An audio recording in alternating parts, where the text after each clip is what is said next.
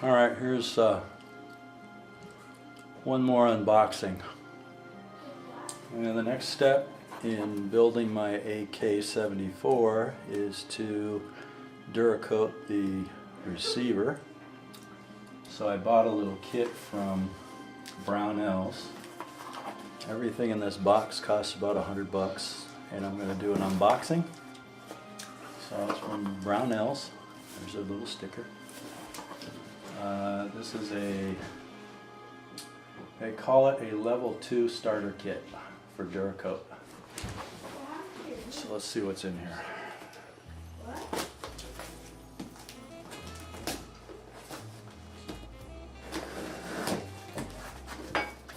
Nothing like using a kitchen knife to get in the box.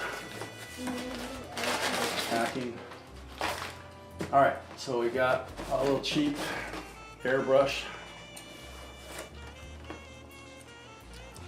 It says Pache, I guess that's how you pronounce it.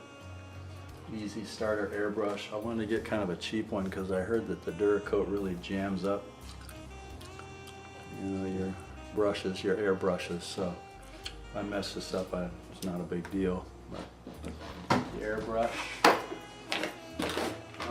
Here's the Duracoat, matte black.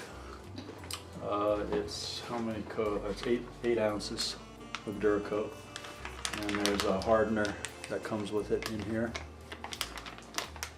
So there's the Duracoat. Oh, this is the air dry Duracoat, not the bake-on Duracoat. There's a nice little Duracoat catalog they threw in there. This is a cleaning fluid for the gun. Let's see what it says. Oh geez, it's not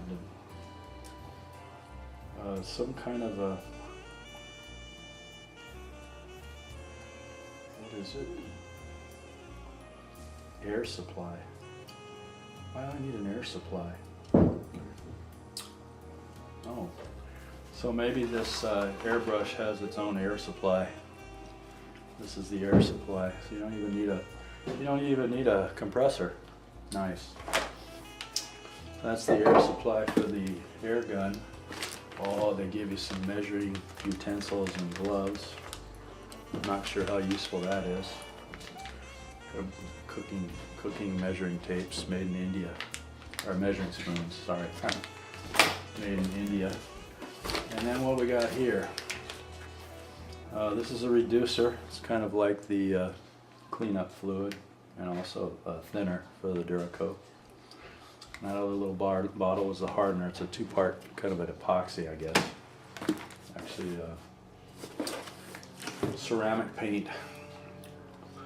True Lube.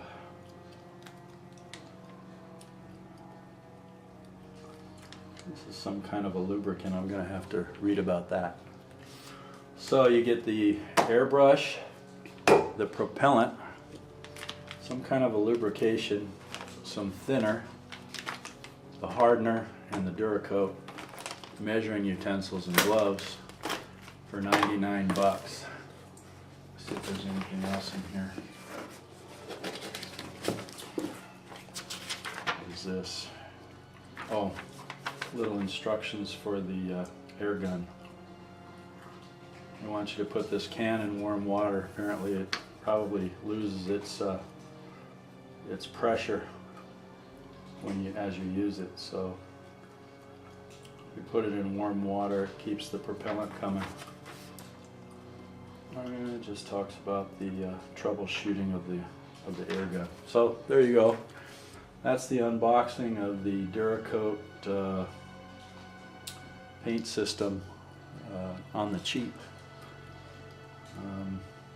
And I do have my own airbrush. Actually, I have a nice one. It's made by Grex. It's a green machine.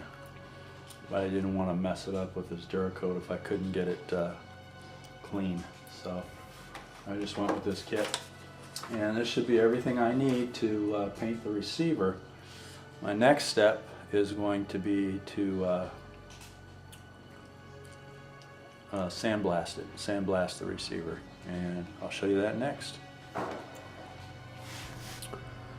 There was something I neglected to show in the last video when I had this all put together, I showed you how crisp the trigger was, but I didn't show you the trigger reset. So let's make sure the gun's not loaded. Chamber's closed, there's no magazine in the gun. Okay, so you've got the first stage of the trigger, a 4.5 pound pull, and then you got to cycle the bolt with the trigger pulled back, and then feel the trigger reset. I have the trigger still pulled back, and now we're going to see if the trigger will reset. There's the reset. Comes forward just a tiny bit. It feels like it's spring loaded a little bit, and then it can fire. So let's try that again. So we're done. I'm going to pull the bolt back with my finger still on the trigger. Feel the trigger reset. Boom. Boom. Okay, next I think before we do the sandblasting, we're going to do the headspace. We're going to check the headspace again on this. And I just kind of want to stress in this video that, you know, checking headspace with live ammunition is kind of a, you know, hick way of doing things. Normally you would use go, no-go gauges, field gauges, but I went online and looked at the prices for those things. They're like 32 bucks a piece. And really, to do it correctly, you should probably have all three gauges. If you're going to spend 32 bucks for one, you might as well spend 100 bucks for all three. But this is kind of an odd caliber gun, and I'll probably never use those gauges again. If I build another AK, I want to build it in the 7.62 caliber, and this is a 5.45. So what I'm going to do is use live ammunition to check the headspace. Now, you shouldn't use live ammunition with the gun completely together like this, but what I think I will do is pull the firing pin from the bolt, and you know, because you don't want that hammer back and in the way, and while you're checking headspace with live ammunition in the bolt, to have that hammer come forward, hit the pin while you're checking headspace with live ammunition. So you got to be real careful with that now that the gun is together. Now what I could have done before I put it in the, before I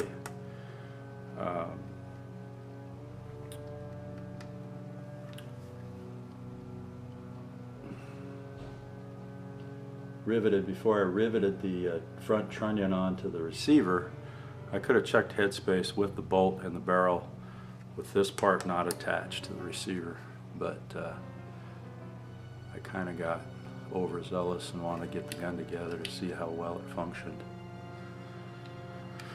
So I'll try and show you how I'm going to do this with the live ammunition, check the headspace in the next section. Thanks. I'm going to show you how I'm going to check the headspace. Here's a piece of surplus ammunition, kind of a nice looking round. It's 5.45 by 39 millimeter. Let's see if it'll fit in a bolt. I left the firing pin in here. This is the bolt taken out of the bolt carrier, and I'm going to just put this round on the bolt face so that it sits on there like that. Okay, now I still have my trigger group set up inside of the gun. If that hammer comes forward and hits the firing pin on the back of this bolt, I'm going to have an ignition. You don't want that, so I'm going to put my finger on top of the hammer while I do this. Kind of a dangerous situation here. Wouldn't suggest you do this at home. field this. Okay, so I got my finger on the bolt right now. I'm sliding the bolt into the receiver and it locks very nice, very tight. I don't know if you can see that, but that's not moving at all. It locks up really nice, really snug. So I'll pull it back out.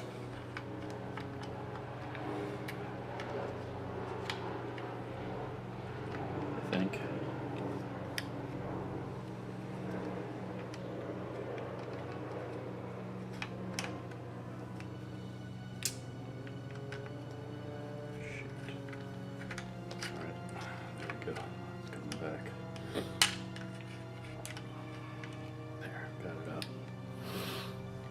So kind of dangerous, but I only did one round. That's pretty snug. So I know there's less than a very minuscule. I mean, you're allowed a 2,000th gap in there, and there's absolutely no gap with just that one round. So I don't think I need to check anymore. I mean, it's perfect, right on, snug. Perfect, right on. Not loose at all. So I'm gonna just take this round out.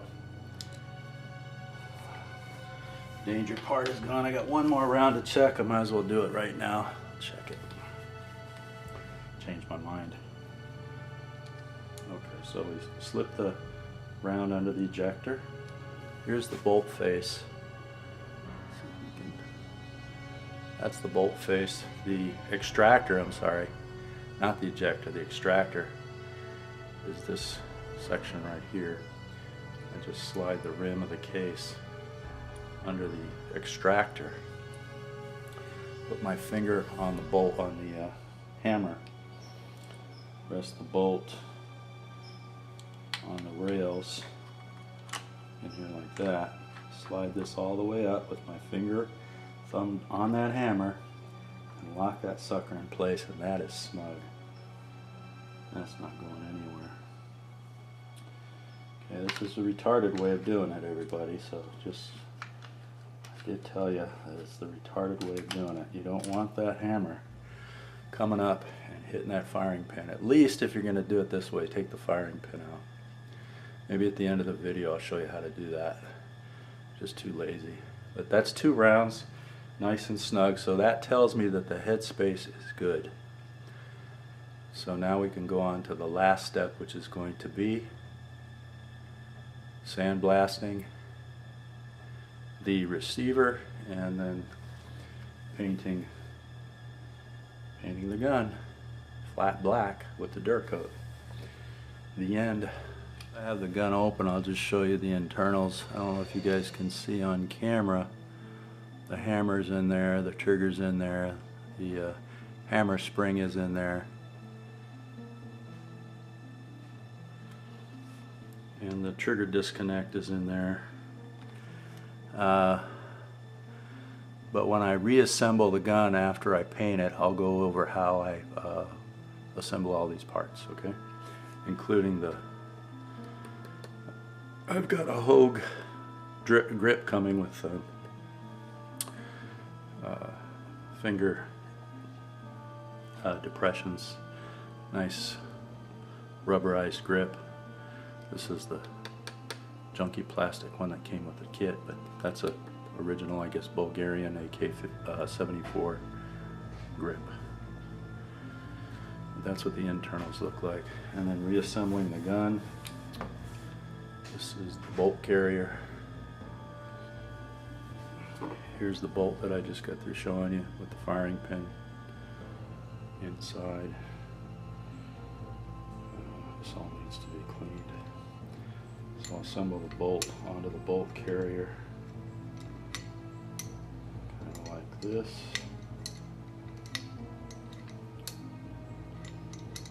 Bring it forward. I'll bring the bolt up forward on the bolt carrier. Reassemble the whole affair. Oops. Into the gun, kind of like this. Kind of finagle this inside the kind of fits snug. I think I'm gonna have to do some more work on the receiver to get this to fit a little easier.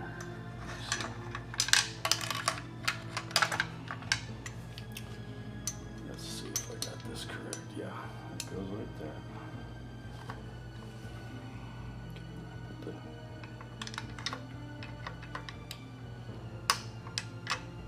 it's the piston. Bolt carrier fit on the gun. Come on now. Come on now. Still these could use a little more fitting, I think. The bolt in there like that.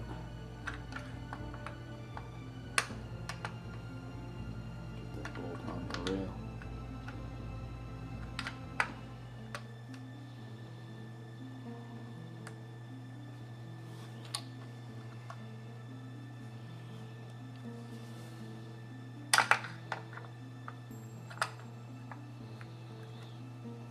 To show you on camera what's going on here, but let's take that out and see. I'll show you what the deal is.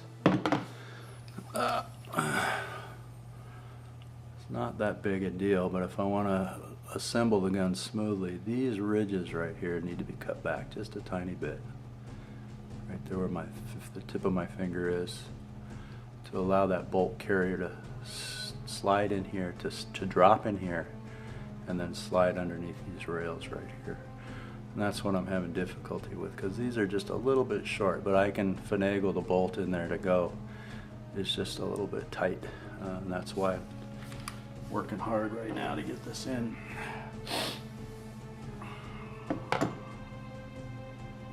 But you know, you guys will run into the same kind of problem when you build yours. So good to see me going through this stuff before you have to.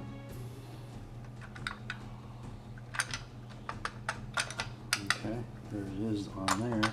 And then I think what I'm going to do is go like this. Put it on this side and then push this down. How did I do it before? Just fit, there it goes. Just fits perfect. Okay, so I got it in. Slides back and forth. There it is, a battery. Okay, then I have to put the spring back on. Spring goes in here, like that, and this. So the spring goes in there, and this flips forward. And there's a groove right here in the rear tang, or the rear trunnion, and that slips in that kind of there's a little dovetail slot this slips into right here. So once you get the spring on there, you can test it for function. Let me see, go back here. It's smooth, there's no hang-ups in there. And then the top part, this dust shield, goes on here. This slips forward.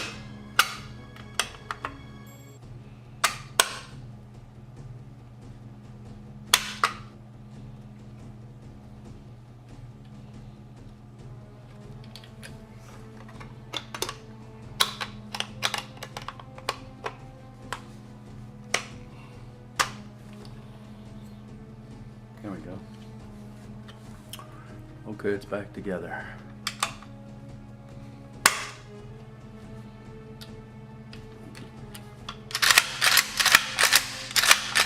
Let's make sure it functions.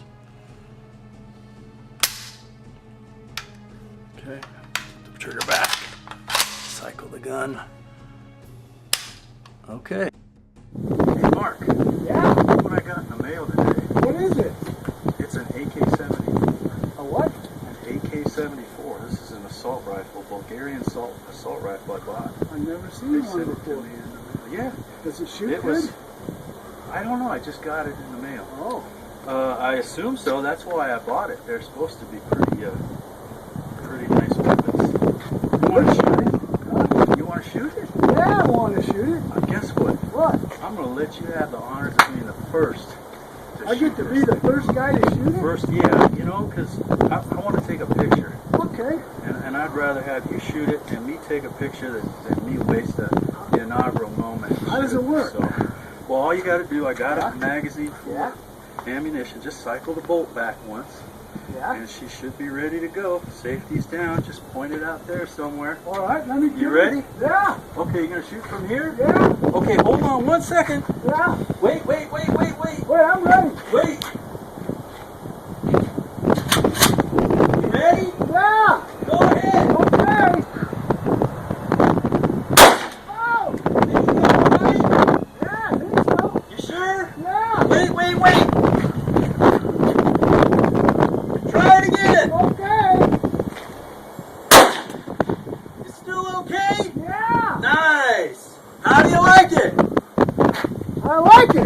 Go ahead, fire the rest off.